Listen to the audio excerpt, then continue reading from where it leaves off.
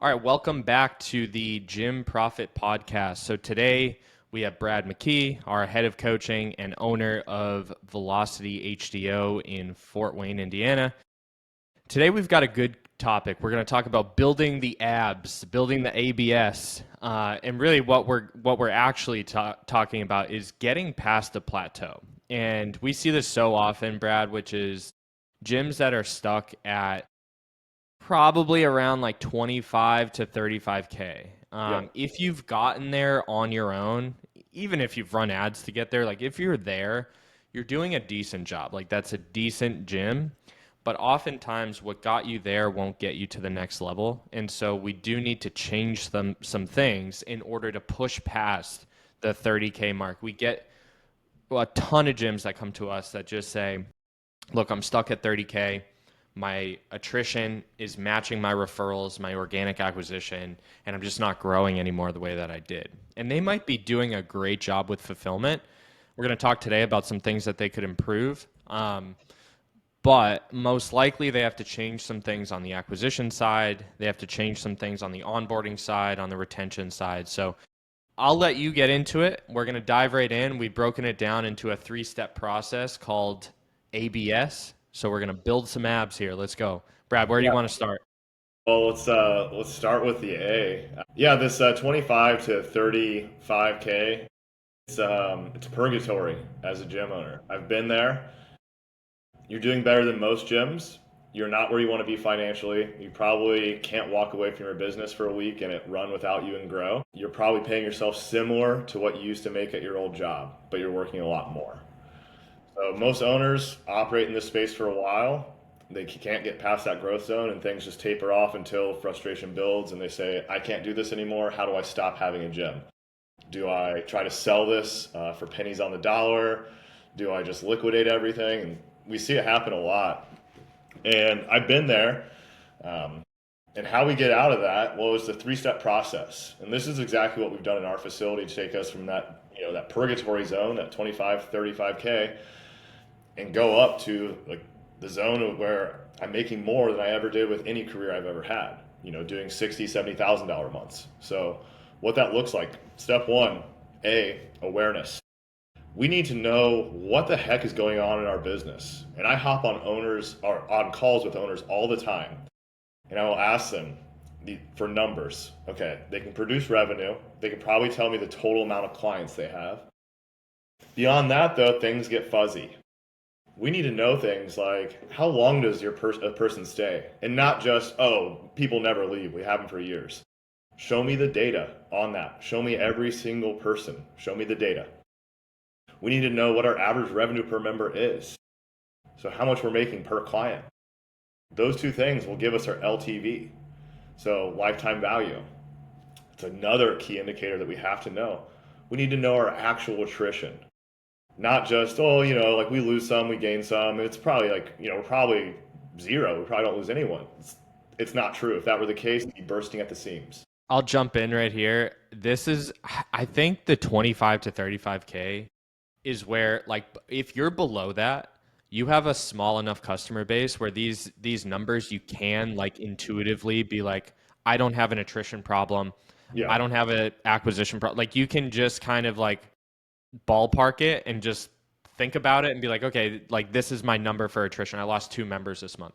When you get to 25, 35K, things start to get a little bit fuzzy unless you have some rigorous tracking and you actually do the detailed work. I met with a gym yesterday, Brad. Yeah. One of our clients doing 36K recurring, has about 180 members. And just right off the bat, I said, well, that doesn't make sense because I know you charge 350 a month. So Hmm. why aren't we smashing 60K months right now? Right. And so things get a little bit fuzzy in this area. And what you need to do is bring full awareness to every piece of this so you can actually make decisions to move forward. Yeah. So it's having the financial awareness, but we also need to have awareness of our internal processes and systems. If you were to go to every coach in the facility, assuming at that level, 25, 35, you probably have a staff. If you were to go to every coach and say, what's our onboarding process? What's it look like for you to do it? What's it look like for Susie over there to do it? Is it identical? What standards do we have in place? Do we have any standards, or are they just kind of nebulous things where we're like, yeah, we're supposed to be a little bit early. Yeah, like this is the kind of type of music we should have on in here. I think this is what fulfillment looks like. If someone's not in, I check on them maybe every couple weeks. We need to have awareness of like, is there an actual structure or process? And usually the answer is no. And that's okay. That's why you're here right now on this call. But once we have awareness of that, we also want to get awareness of where the heck do we want to be? Now, I hop on these diagnostic calls with owners a lot of time and I say, what's the vision? What do you want to have? And usually the vision is just not where I'm at. That's not a very compelling vision of the future. We need to get a lot more granular. The next thing is it usually becomes, well, I want financial freedom. Whatever that means, we need to quantify this. Okay, for the life you want to live, you want to have a rental property, you want to have a house that's, nice. You want to be able to take 2 weeks of vacation every year and have health benefits, all that stuff. Cool. We determine you need to make $13,000 a month. That is actually you paying yourself. So then we need to backtrack and say, what's that mean in context of the business based off of our current offerings and what we're doing? And this is usually an eye opener for a lot of clients. So the example you used, 180 members doing 36,000 a month. It's like, oh, geez, I would need 400 members to be doing that. Mm-hmm. So now we realize, okay, there's a problem with our fulfillment and our offer. We need to change this. Right. Right. This same owner too, when you start thinking about the vision, the same owner I spoke with yesterday, we helped him grow significantly. He was doing around $6,000 a month as a personal training studio when he came to us. And fast forward to, 3 years later, we're up at 36K. But honestly, we've been there, and he does like 40-ish with PT. But we've been there for a little over a year. We've been at this kind of same mark. And so, I started talking about the vision that he had and the life he wants to live. He said this, Brad, you'll get a kick out of this. He said, if I could just get to 40K, 45K, he said 45K, right? So when you're thinking about your vision, what I explained to him is there's virtually no difference between you going from 36K to 45K versus you going from 36K to 65K. And we saw that with your facility.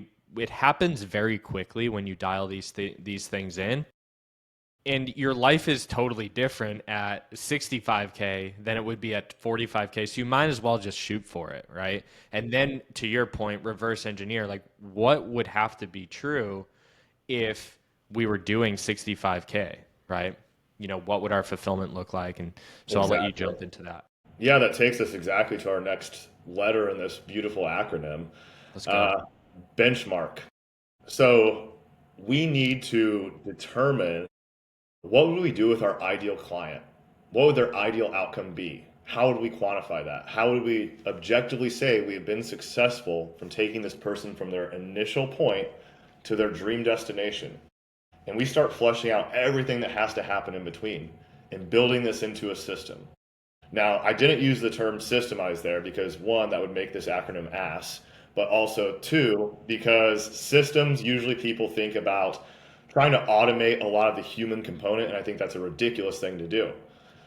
We don't want automated follow-ups of people, things like that. We want to actually be a human being. But we're putting benchmarks in our business.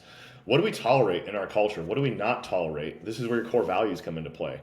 What's our actual mission with having this business? Other than just making money. Why did we do this? Why did we open it here in our community? What's our mission with it? And we need to get ruthless with our fulfillment.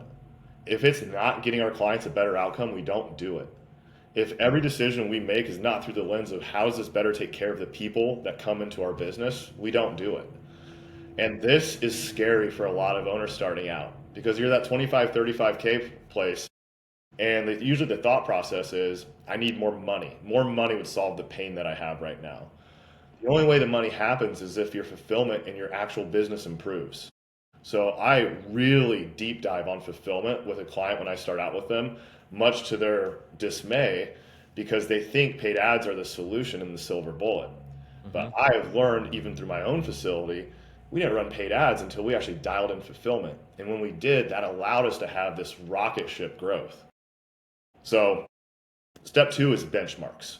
Now, that gets us into our third step, and this is where FitRev really shines. This is scaling. So now that we have brought awareness to what we do, we put benchmarks in place for how we're going to do the thing. Now we start scaling this up. We look at organic acquisition, we look at paid acquisition through Facebook ads, and we're also looking at hiring forecast. That's something that owners often don't think about. It's, yeah, I'll just keep using the team I have and we'll grow to 50K. You're Hmm. going to have to hire at a certain point, and we need to be ahead of that. Hmm. Most owners scramble at the last minute, hire someone that's not a fit, or they don't train them properly. Then they fire that person, and the loop keeps repeating itself. It's really hard to grow unless you have an adequate team in place. Which Just real again, quick, go ahead. real quick on that. I think at 25 to 35K, a lot of gym owners are kind of in this spot where they're the face of the business, right? They've built it primarily themselves, and then they might have two, three, four part-timers that maybe aren't as fully bought in as you. They obviously don't own the business. They're working part-time. And so when we think about scaling the acquisition side of this, the fulfillment needs to be, to your point, Brad, it needs to be like, if someone is onboarded into your facility, they get the same experience, whether it's you or whether it's another coach or another coach. And so this gym owner I was talking to yesterday, he's got 4 part-time coaches. And I said, to get to the next level, we need to be thinking about systemizing this onboarding process so the experience is the same and the outcomes are delivered regardless of who they're working with. And I think a lot of gyms at this level are just kind of like piecing together some part-time coaches so that they can get some time back, and then they hear from a client, hey, I worked with so and so and it sucked and I'm canceling and whatever. And so now you as the owner jump in, you try to salvage that client, but now you're working Friday afternoons again because you had to fire that person. So Yep. before we go add gasoline to the fire with paid advertising, we need to clean this up, right? Like you need a system of onboarding, a system of bringing a new client through your process and delivering the outcomes that you guys talk about. Yeah, and I like to use the comparison with owners. There's a big difference in running a Chick-fil-A and running a five-star hotel. And most owners try to throw a Chick-fil-A solution on where, well, everyone, we have like these standards and everyone follows them. We kind of plug and play, but no one's really invested in a Chick-fil-A. The employees at Chick-fil-A aren't like, I'm working at Chick-fil-A for the rest of my life because I really believe in the mission of Chick-fil-A. You go to a five-star hotel or a five-star restaurant, those people believe in something much bigger. The culture, the values, they are so bought in, and their fulfillment is just second to none because that is the culture there. It is not, we're just following these SOPs that are on the wall because we're supposed to do it. And listen, I love Chick-fil-A, it's amazing. But if you want to run a Chick-fil-A, you're going to be stuck in that 25, 35K purgatory, or you're going to be a franchise owner who is miserable. Or if you want to build something really, really special, that five-star hotel, we need to have a culture really installed where doing things a specific way is the expected behavior. It's not because you said so, it's because that's what they want to do. Yeah, and without getting too granular with this second phase here, this benchmark, Brad, I know in your facility, I mean, you have phases that a client goes through, and Yeah. it's a great visualization. It's a great way for your staff to understand what's expected.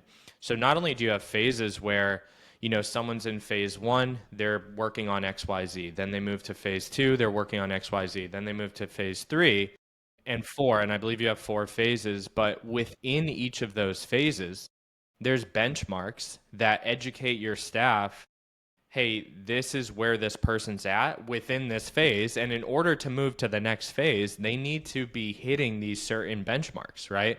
And so this is what we mean, without getting too granular into this is what we mean by a system of outcomes where your staff is bought into the process instead of, hey, go work with Susie because she's really nice and Yeah. she'll talk to you about your day and you'll build a relationship. That's great, but that's the sort of shit that gets you to 25K. What gets you to 50K, 60K, what gets you a vacation, a 6-week vacation away from your facility and everything goes perfectly is phases, benchmarks, outcomes at every stage, and then proper education for your coaches on what it looks like to bring a client through that process. Yeah. And this is the work that there is no ROI on initially. Mm. And I get on calls with owners a lot of the time that expect the question is, well, when can I expect an ROI? One, that's a terrible, terrible question to ask initially. It really reveals your mindset. But it's, what are we willing to do to make changes in our facility? What are we willing to do to serve at a higher level? If we build all these things, then we can scale. But if you're in this where it's, I want to chase money and instant ROI right away, you'll be caught in that loop forever. And that's the, classic 2018-19 gym launch loop that, a lot of owners fell into. And it worked until it didn't. Mm-hmm. And now the market has changed, and you actually have to be a good business. You actually have to fulfill on the things you say you're going to fulfill on. And the only way that happens is if you do this. And we both went through this. I mean, I had over, this is absolutely crazy to think about. I had over 1,000 people come through my doors. Yeah. All I needed was to serve 100 of them at a very high level for an appropriate price. Hmm. Instead, we were running this churn factory. And so, you know, everything we just said with number 2 with benchmark, I would encourage you to get extremely honest about this and think about, like, before you go pour gasoline on it and try to figure out marketing and try to outpace your attrition that is clearly way too high if you're stuck there. We need to clean this up, and it's a lot of work to do it, and it takes time. But once you do it, you're going to keep members a lot longer. They're going to pay you more money, which those two things happen and your attrition goes down. It is the fastest way to grow your business. Yeah. Then when we put marketing on top of that, it's like double your business in 6 months kind of shit. Yep. It's funny, a way of thinking this. Most owners think in such a short timeline where it's, I want the ROI right away. If you repurposed it and looked at if we implement all these changes, what would the outcome be? Okay, we could run a really big business one day. We could run a business that's on $1 million run rate. And your tiny job that you believe is a business does $150,000 in revenue right now. So that's an $850,000 increase. And let's say we do that for 10 years. And we just stay flat the whole time at that $1 million run rate. Well, that's $8.5 million that spending a few months of like really focusing Right. actually solves, rather than you saying like, no, I need to make $5,000 extra this month. Right. It's being very short-sighted. So if we put that in front of someone and say, if you like invested $10,000, $12,000 and really dialed this stuff in for a few months, the outcome was going to be $8.5 million. Would you do it? Pretty good ROI. Pretty good ROI. Like Yeah. that's a meme coin. Yeah. Yeah, so let's talk about it's a meme coin. Let's talk about scale. So you've done a lot with obviously with paid acquisition. Once we dialed in that number 2 and we had those benchmarks, we talked a little bit about hiring and hiring forecast. Your organic stuff. What have you done organically to try to increase referrals? Be a local celebrity, get clients from organic methods. And is that even still a focus? Always a focus. It is the focus. We are not an international brand. We are in Fort Wayne, Indiana. My house is a mile away from my gym. My gym is part of the community. And I think if you own a gym like this, you are part of your community. You are not going to be able to hide behind Facebook ads, and that's how you scale your business. You actually have to be a person. So I am at every event a client asks me to go to. For the first 2 years of our business, every Sunday I hosted clients at my house for brunch. I don't recommend doing that, but that's like what I was willing to do to build value. I go to the same coffee shop every single day, and I buy coffee for everyone every Saturday at our run club. They know me right away when I walk in there. They take amazing care of us. Every restaurant knows who I am. I build relationships. That is my big thing. And that is the work that owners don't want to do a lot of the time. They want to hide behind a laptop and think that people are just going to magically show up. You have to be a human being. If a client invites you to something, I go golfing with clients. I went to a dog show for a client that she was presenting at. All kinds of things. And I love that. And I think as an owner of this type of business, you have to enjoy that stuff. Yeah. And otherwise, it becomes a pretty soulless thing. Like you're in the people business. Like this is a service-based industry. This is not a spreadsheet industry. Yeah. And it's cool because, a gym owner might be thinking, in the back of their mind listening to this, like, yeah, it sounds great, Brad, but you're doing 70K a month. Like when I do 70K a month, I'll just go kiss babies and make relationships and do it then. If Well, they want it though. they wouldn't, right? They If you're want it. not doing If it you're now, not doing you're it not. now, you're not going to do it ever. When I It's was, like what they say about donating, right? If you yeah, don't do it now when you're broke, you're not going to do it when you're a multimillionaire. So you got to start doing it right away. And if you can't go golfing on a Friday because you have to, coach 10 personal training sessions back to back, that should tell you something. If you're at 25, 35K and you're still coaching all these sessions and you don't have time freedom and you're, thinking, yeah, must be nice, you need to make a change with some of the things that we're talking about. yeah, and I want to be clear on that.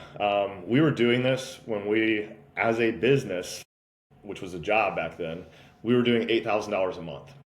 We were having people over for brunch every Sunday, and I was slowly watching my savings go down. But I knew this was the right thing to do. I knew I could not go wrong if I kept caring for people. I remember doing a fundraiser. We did a fundraiser for a pet shelter when we were making $10,000 a month as a business. I was barely paying my mortgage every month, and we raised $5,000 for animals. So I was doing it then, and now all it has done is it's allowed us to do more. If a client is having a financial difficulty, cool. I can let them show up for 3 months and like just keep working out if they lose their job. Yeah. I couldn't do that before. Yeah. It gives you the ability to serve at such a higher level. Yeah. And so when we think about this third step with scale here, obviously you're doing more organically as you get your time back. We've layered on paid acquisition that Big gets a time. steady stream of new clients every single month. And so now, your role doing $60,000 a month on a normal month, your role has become, lean into the organic stuff, build relationships, be a pillar in your community. And really, you're just doing sales. And we're about to outsource that as well. So I was able in my facility to get fully out of the fulfillment, fully out of sales, fully out of everything, and really live the kind of like have the freedom of owning a business and not being, stuck to the location. Hmm. How do you see your role right now? How has it changed when you were at 35K to 60K? What are you thinking now as like the next step of forecasting higher? Oh, I just Nope, lost I'm you back. for a second. Are we back? You're back. Your mic switched over. Shoot. All right. Well, pick it up. I'll fix my mic. Yeah. So where we're at now, where we're going. Right now, I view my role again as focusing on the organic stuff. My job is to enable the team and empower the team, have the appropriate people in the appropriate seat, and help them develop their career. By me doing that, the business does better, which is amazing. So yeah, it's stepping more into that. The thing that I've done is I've created a business I don't want to leave. And for years, my focus was I want to get out of this thing. I want to get out of this thing because I was stressed out, and it was how do I make money so I can sell this. Now it's how do I grow this to serve at the highest level, give me the freedom I want, give my team the freedom they want, help people in our community. That's what it's become. So where it's going, this times 10, that would be the idea. I can't talk. There you I go. don't think. Oh, I'm in? You're in. All right, cool. All right, let's wrap it up with that. So ABS, awareness, benchmark, and scale. If you're at 35K, 25, 35K, you need to be doing a lot of that number two stuff, a lot of the benchmark stuff, right? Figure out the fulfillment. And then once you layer on paid advertising after that, man, you just skyrocket. And literally, we've done this twice now in this year. We've done this twice with facilities where we've literally doubled, almost tripled the business inside of 6 months. That doesn't happen without following this process.